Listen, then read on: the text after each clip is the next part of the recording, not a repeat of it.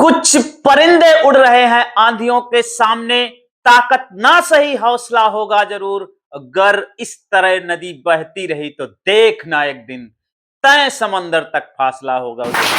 दोस्तों, अनोद अकेडमी नई किरण नया सवेरा में आप सभी का हार्दिक स्वागत एवं अभिनंदन है।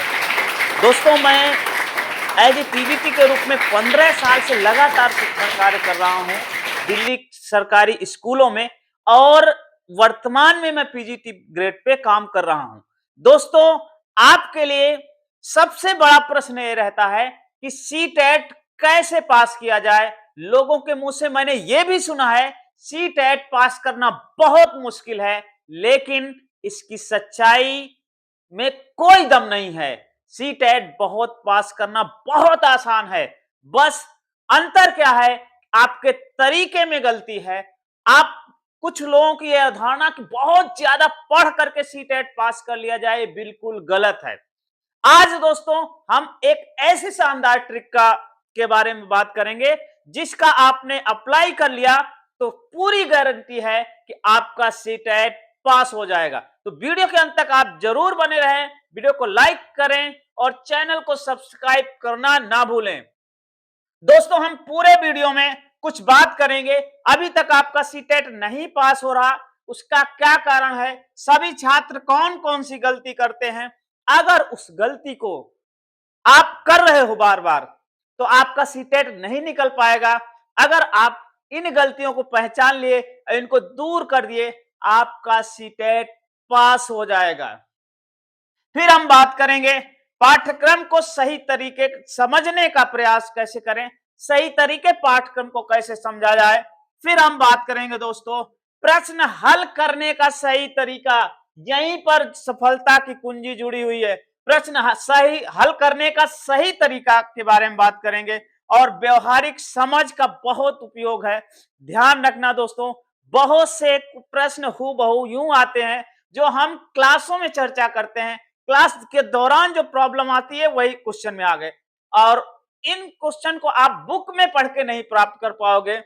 इसके बाद सकारात्मक सोच, और लास्ट में हम लोग बात करेंगे वो जादुई ट्रिक क्या है, पिक विक फार्मूला क्या है, जिसके आधार पर आप इस एग्जाम को क्वालिफाई कर जाएंगे। तो दोस्तों, हम शुरू करते हैं। हम बात करते हैं कि कॉमन गलतियां, सामान्य गलतियां सभी छात्र क्या करते हैं जिसकी वजह से आपका सीटेट क्वालिफाई नहीं हो रहा। दोस्तों, पहली गलती आप तो कि क्राउड आप बुक्स तैयार कर देते हो, अपने आसपास किताबों का भंडार लगा देते हो, और वास्तव में ये नॉलेज टेस्ट तो है ही नहीं। सीटेट आपका ज्ञान का टेस्ट नहीं, आपके समझ का टेस्ट है। समझ का टेस्ट क्यों है? क्योंकि बच्चों को आपको समझाना है। अगर आपका समझाने का दृष्टिकोण सही नहीं होगा तो बच्चों में आप गलत दृष्टिकोण भर देंगे, जो ऐसे ऐसे पढ़े लिखे बेवकूफ समाज का निर्माण करेंगे जो सोच से बिल्कुल जीरो रहेंगे। तो आपको करना क्या है कि बहुत क्राउड ऑफ बुक से बचना है। एक तो क्राउड ऑफ बुक बहुत, आज मैंने देखा उसका 130 नंबर आया, उसने 4 बुक बता दिया, 4 खरीद लिया। इसने किसी का 120 नंबर आया, उसने 5 बुक बता दिया, वो 5 बुक खरीद लाए, और सबको खरीद करके अपने चारों ओर रख लिए। पढ़ा किसी से नहीं, पढ़ते हैं उलझ के रह जाते हैं। तो क्राउड ऑफ बुक्स सभी बच्चे गलती करते हैं। ध्यान रखना कि क्राउड ऑफ बुक्स के चक्कर से थोड़ा मुक्त होने का प्रयास करिएगा, ठीक है। और दूसरा है ओटी। ओटी का मतलब यह है कि केवल ओनली थ्योरी, केवल थ्योरी पर ध्यान देते हो। ओनली, केवल आप पढ़ते जा रहे हो, पढ़ते जा रहे हो, पढ़ते जा रहे हो, पढ़ते जाओ, कितना भी पढ़ते जाओ। एक एक टॉपिक का को सही से, एक एक टॉपिक का जो हिस्ट्री है, एक एक टॉपिक का चाइल्ड डेवलपमेंट ही ले लीजिए, एक एक में सैकड़ों लोगों ने रिसर्च किया है। कितना फैक्ट आप याद रखोगे? फैक्ट का ये टेस्ट है ही नहीं। आप फैक्ट के आगे पीछे भागोगे तो ओनली थ्योरी में जो लोग विश्वास करते हैं, ओनली थ्योरी का रिवीजन बार बार करते हैं, ओनली थ्योरी वाले बच्चों का सीटेट मुश्किल से निकल पाता है। तीसरी कमी ये हो गई कि पीजे। पीजे का मतलब होता है कि प्री जस्टिस आपके अंदर भर रखते हैं। प्री जस्टिस का मतलब यह हुआ कि आपने सोच लिया कि लूला, लंगड़ा, काना ये सब अशुभ है। अब आपकी गलती नहीं है, आप जिस समाज में रह रहे हो, वो समाज ने आपको दिया कि लूला, लंगड़ा, काना या जो लोअर तबके के लोग हैं वो बेकार होते हैं, तो आप बताइए उनके बारे में कोई सेंटेंस आएगा तो आप गलत कर ही जाओगे, क्योंकि आपके दिमाग में ही कूड़ा कबाड़ा भरा है, पहले से आपने प्री जस्टिस कर लिया, तो आप गलत उत्तर ही दोगे, क्योंकि वो जानबूझ के एग्जामिनर आपको ऐसे ऑप्शन बताएगा, ऐसे ऑप्शन बनाएगा कि उसमें प्री जस्टिस किसी ऑप्शन में होगा। अब प्री जस्टिस के बेस पे आपने उत्तर लगाया, तुरंत आपको मिल गया, लगाया और गलत हो गया। तो ये गलती प्री जस्टिस बहुत करते हैं, ठीक है। और तीसरा काम ये है, ये गलती बहुत लोग इग्नोर कर देते हैं मॉक टेस्ट को। मॉक टेस्ट को आप इग्नोर कर दोगे ना, तो आप पता ही नहीं चलेगा, आप कितना भी पढ़ लो, कितना भी पढ़ लो, आप अपनी कंडीशन मॉक टेस्ट इग्नोर होने की वजह से सैकड़ों छात्रों का सीटेट नहीं निकल पाता है। और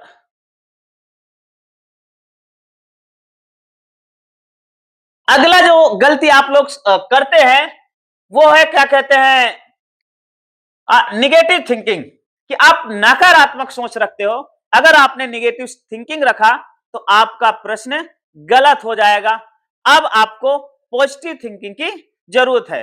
दोस्तों, हम सिलेबस की बात करें, पेपर 1 के सिलेबस को आपने समझ लिया। दूसरा पॉइंट हमारा पाठ्यक्रम था, पेपर 1 का सिलेबस आपने समझ लिया, तो पेपर 2 का सिलेबस इसी में निहित है। जैसे देखते हैं, सीडीपी है, बाल विकास है, 30 प्रश्न आएंगे, और भाषा 1 30 प्रश्न, और भाषा 2 30 प्रश्न, और गणित आपकी 30, और ईबीएस आपका 30। अब ये आपका पेपर 1 का है।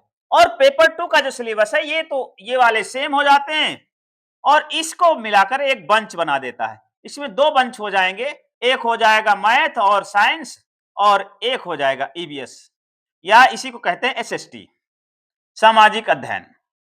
तो इसके 60 क्वेश्चन हो जाएंगे, इसके भी 60 क्वेश्चन हो जाएंगे। दो में एक लेना होता है, आप अपनी स्ट्रीम के आधार पर चयन कर लेते हैं।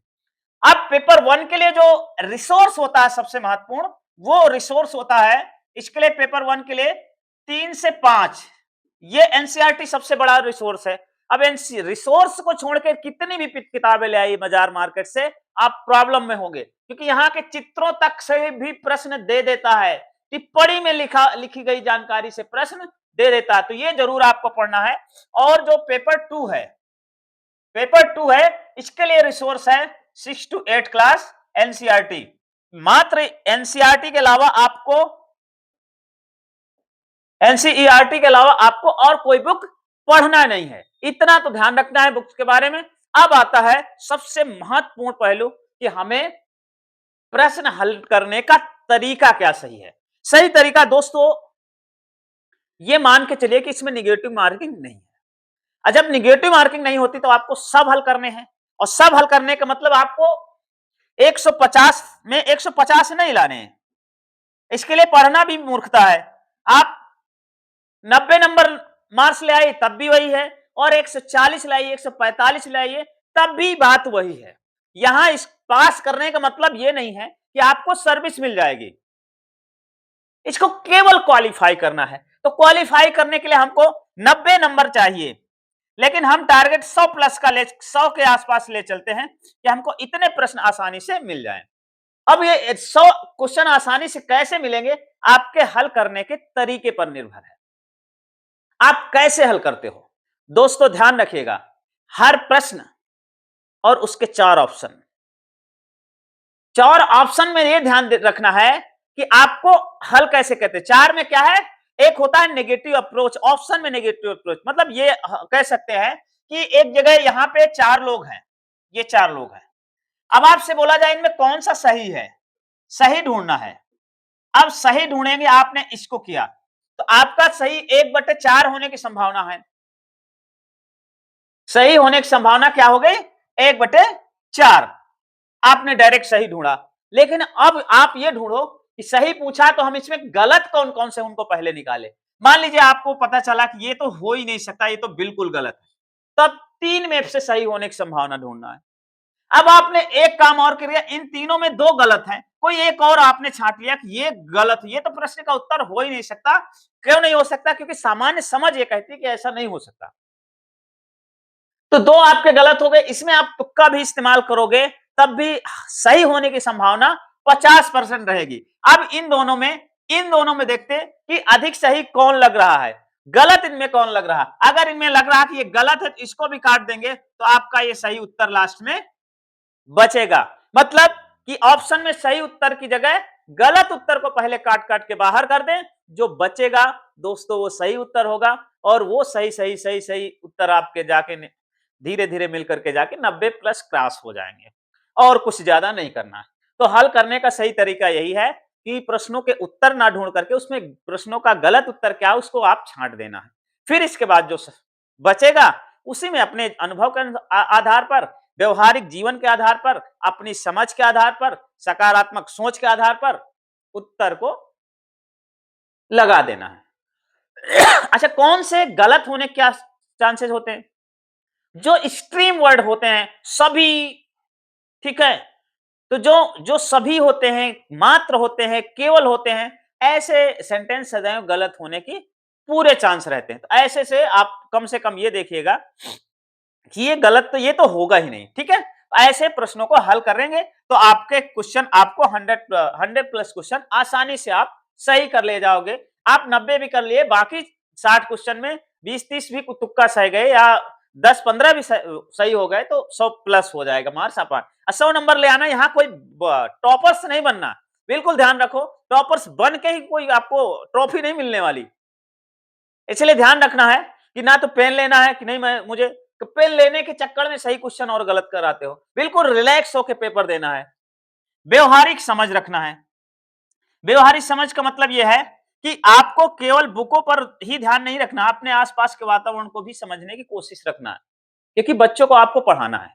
और बच्चों को आप तभी पढ़ा पाओगे जब आपकी समझ का दायरा थोड़ा व्यापक होगा, समझ का दायरा थोड़ा व्यवहारिक होगा, ठीक है। अगर मान लीजिए आपका समझ संकीर्ण सोच वाला, बहुत से मैंने देखा टीचर लगने के बावजूद भी उनकी सोच इतना संकीर्ण होती है, इतना घटिया होती है कि कहा ही नहीं जा सकता। यदि बिना पढ़े लिखे लोग हो तो तब तो कहा भी जा सकता, पढ़ने के बावजूद भी अभी भी दकियानूसी ख्यालों में जीते हैं। उन्हें हिंदू, मुस्लिम, सिख, ईसाई इन्हीं धार्मिक मुद्दों से उन्हें फुर्सत नहीं मिलती है। आपको क्या बनना है? व्यवहारिक समझ वाला बनना है। ये हिंदुस्तान एक हमारा गुलिस्ता है और जिसमें विभिन्न प्रकार के फूल खिले हुए हैं और सबको साथ लेकर हमें आगे बढ़ना है। तो व्यवहारिक समझ रखना है। क्लास में होने वाली परेशानियों का व्यवहारिक उत्तर देना है। ये नहीं कि पहले से देखना अच्छा बच्चे ने गलती किया तो जड़ दो।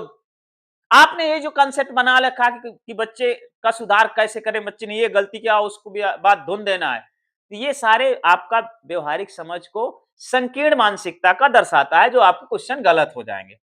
इसके बाद है सकारात्मक सोच। ये ऐसी चीज है, ये ऐसी चीज है, सकारात्मक सोच पूरे पेपर में बनाए रखना है। अगर आपको प्रश्न नहीं आ रहे हैं तब भी पॉजिटिव बना रहे हैं, नहीं ठीक है आगे सही हो जाएंगे। अगर आपको कुछ 1 2 3 4 5 6 7 8 10 तक भी कोई दिक्कत लग रही, या हिंदी सेक्शन में चाहे सीडीपी में भी दिक्कत लगे, लैंग्वेज 1 में दिक्कत रही, लैंग्वेज 2 में दिक्कत, बिल्कुल सकारात्मक रहिए, पॉजिटिव रहिए। दूसरा, प्रश्नों को हल करते समय भी पॉजिटिव रहना है आपको। जितना आप सकारात्मक रहेंगे, तैयारी करते समय सकारात्मक, प्रश्नों को हल करते समय सकारात्मक, और बच्चे के जीवन के विकास से संबंधित समस्याओं के प्रति भी आपको सकारात्मक रहना है। बच्चे को समझने में सकारात्मक रहना है, बच्चे के वातावरण को समझने में सकारात्मक रहना है, और बच्चे के कोमल जो अनुभव हैं उनके साथ आपको सकारात्मक रहना है। कहते हैं कि टीचर वही बन सकता है जो बच्चे के साथ बच्चा होने की क्षमता रखता है, अर्थात वो अपने ज्ञान को बच्चों पर थोपना नहीं है। आपको पॉजिटिव रहना है, उन्हीं के स्तर में जाके उन्हीं बच्चों का हल सुझाना है। ध्यान रखना दोस्तों, ये सकारात्मक सोच बहुत बड़ी मायने रखती है। अब दोस्तों, जो आपके लिए सबसे बड़ी बात थी कि जादुई ट्रिक क्या है, उस पर हम बात करेंगे। ध्यान रखना, ये इधर वाला, इसमें सभी में ध्यान रखना है कि आपको जो बाल मनोविज्ञान है, पूरी तरह जो मनोविज्ञान कह सकते हैं, बच्चे के बारे में जो मनोविज्ञान है, वो पूरे पेपर में रिफ्लेक्ट होता है। और ये अध्ययन से ज्यादा समझ पर आधारित। आप हल करिएगा, अभी टेस्ट दीजिए मेरे वीडियो को देखने के बाद, और अपने ये सारे बिंदुओं को अप्लाई करिए और देखिए मॉक टेस्ट में आपके नंबर बढ़ेंगे। पॉजिटिव रहिएगा और सभी में अपना सामान्य समझ, सामान्य जानकारी, तार्किक निष्कर्ष, वैज्ञानिक समझ, इस आधार पर अपने प्रश्नों को हल करिए। आपके प्रश्न सरल होना, आपके प्रश्न आसानी से सही होना शुरू हो जाएंगे।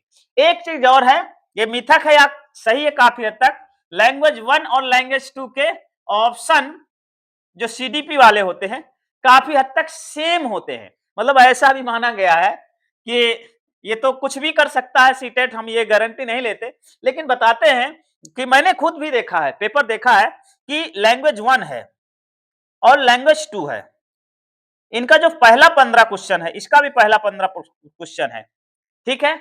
उसके बाद फिर सीडीपी आती है। तो इनमें जो जो जो बाल विकास वाला भाषा 1 का शिक्षण, भाषा शिक्षण वाला सेक्शन है, दोनों के सेम उत्तर रहते हैं और सेम प्रश्न भी रहता है। बस भाषा का, जैसे जो हिंदी में सीडीपी का क्वेश्चन आया उसी को संस्कृत में ट्रांसलेट कर दिया जाएगा। तो जो हिंदी वाला ऑप्शन सही होगा वो संस्कृत वाला ऑप्शन सही होगा। मान लीजिए 16 में ए सही है तो लैंग्वेज 1 में, तो लैंग्वेज 2 में भी 16 में ए ही सही होगा, क्योंकि उसी का अनुवाद किया गया है। ध्यान रखना है, ये कोई वो नहीं है बिल्कुल कन्फर्मेटरी कि बिल्कुल आप उसी को फॉलो करें। देखने 2-4 क्वेश्चन में मैच कर रहा है कि हाँ लग रहा है कि तार्किक है, इसका मतलब उसी का ट्रांसलेट उसमें लैंग्वेज 2 में किया गया है। और जो लैंग्वेज 1 लैंग्वेज 2 का जो गद्यांश है वो अलग अलग होता है, पद्यांश वो अलग अलग आएगा। तो ठीक है दोस्तों, अब हम बात करते हैं जादुई ट्रिक की, ये चीज आप कैसे इनको तैयार कर लें, आपका सीटेट क्वालिफाई हो जाएगा। दोस्तों अब हम फार्मूला की बात करते हैं, ट्रिक की बात करते हैं कि ये PICK और ये V है। तो मान लीजिए V मतलब वाइगोत्स्की कह रहे हैं कि इस पिक को अपना लीजिए, आपके नंबर बढ़ जाएंगे। और पिक में क्या क्या चीज है इसको आपको अच्छे से समझ लेना है, ठीक है। P में आपका पियाजे हो गया, और I से पियाजे, I से इंक्लूसिव एजुकेशन समावेशी शिक्षा, और C से चाइल्ड डेवलपमेंट बाल विकास, और K से कोहल वर्ग। इतना सेक्शन आपने फोकस कर लिया तो आपका पूरे 150 में से लगभग 70-80 क्वेश्चन इन्हीं के आसपास घूमते इर्द गिर्द नजर आएंगे। आप कहते होंगे सर जी आप क्या बात कर रहे हो, बिल्कुल यकीनन कह रहा हूं 70-80 क्वेश्चन इन्हीं के आसपास देखिएगा। भाषा सीडीपी में ये तो है ही है, बाल विकास में तो ये तो मिलेंगे ही, पियाजे मिलेगा, क्या कहते सीडीपी में इनका योगदान है, बाल विकास हो गया पूरी, पियाजे की अवधारणा और कोहलबर्ग और वाइगोत्स्की। तो वाइगोत्स्की, पियाजे और कोहलबर्ग, इनको आपने तैयार कर लिया, 5 या 10, 15 नंबर इन्हीं तीनों से आ ही जाते हैं 100%। इसके बाद भाषा 1 भाषा 2 में 15-15 नंबर सेक्शन है, उनमें इनका बहुत महत्वपूर्ण होता है, बाल विकास को भी इसमें समझ विकसित कर लिया तो वहां से 15-15 हो गए। इनमें भी 15-15 नंबर क्वेश्चन होते हैं, बाल विकास की समझ है, कोहलबर्ग की समझ है, समावेशी की समझ है, पियाजे की समझ है, वाइगोत्स्की की समझ है। तो इसका जो गणित शिक्षण का सेक्शन है उसमें आप अच्छे से कर लोगे। ईवीएस सेक्शन में जो शिक्षण वाला भाग है वो आपने पियाजे अच्छे से पढ़ा है, कोहलबर्ग अच्छे से पढ़ा है, वाइगोत्स्की अच्छे से पढ़ा है, समावेशी अच्छे से पढ़ा है, बाल विकास अच्छे से पढ़ा है, तो ये सेक्शन आपके अच्छे से तैयार कर लोगे तो ये सेक्शन में बहुत अच्छे नंबर कर लोगे। और यकीनन मानिए इसको अपने सामने रखिएगा कि हमको पिक करना है, अपने आप को उठाना है, तो वाइगोत्स्की की बात मानना है। वाइगोत्स्की कहते हैं कि पिक भर को याद रखो और कुछ नहीं याद रखना, और उनकी एक एक वर्ड पर ध्यान रखेंगे, पियाजे, inclusive education, child development, Kohlberg, इतने चैप्टर आपने अच्छे से तैयार कर लिए तो मेरी गारंटी है आपके 90+ नंबर जरूर आएंगे। यदि आपने आलस नहीं किया, यदि आपने मेरे वीडियो के अनुसार बताई गई रणनीति से आपने प्रश्न हल किया तो गारंटी है कि आपका सीटेट बिल्कुल क्वालिफाई हो जाएगा, चाहे वो पेपर 1 हो चाहे पेपर 2 हो, सबके लिए पूरी तरह काम करेगा। दोस्तों वीडियो आपको ये तनिक भी अच्छा लगा हो तो वीडियो को लाइक करें, चैनल को सब्सक्राइब करें और कमेंट बॉक्स में कमेंट करें कि आपकी क्या प्रॉब्लम है और आपने कितने नंबर लाने का टारगेट रखा है, आपके मॉक टेस्ट में कितने नंबर आ रहे हैं। जब तक ध्येय न पूरा हो तुम्हें आगे बढ़ते जाना है और झरनों से संतोष न करना, पूरा सागर पाना है। और छोटे शहरों के छोटे उत्सव अब आपकी मंजिल नहीं सूरज की किरणों की तरह तुम्हें दुनिया में छा जाना है। सूरज की किरणों की तरह तुम्हें दुनिया में छा जाना है। वीडियो देखने के लिए दोस्तों बहुत बहुत धन्यवाद। मिलते हैं नेक्स्ट वीडियो में, तब तक के लिए जय हिंद, जय भारत। मस्त रहें, स्वस्थ रहें, तंदुरुस्त रहें।